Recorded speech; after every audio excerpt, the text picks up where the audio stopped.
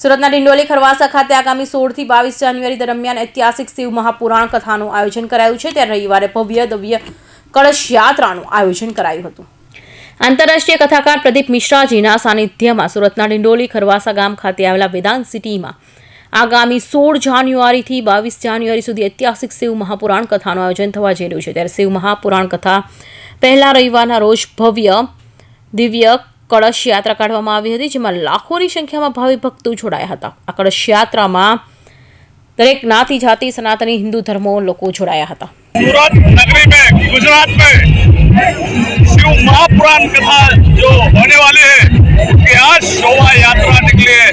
लाखों संख्या में शिव भक्त शिवमय हो गए हैं और सभी शिव भक्तों को हर हर महादेव,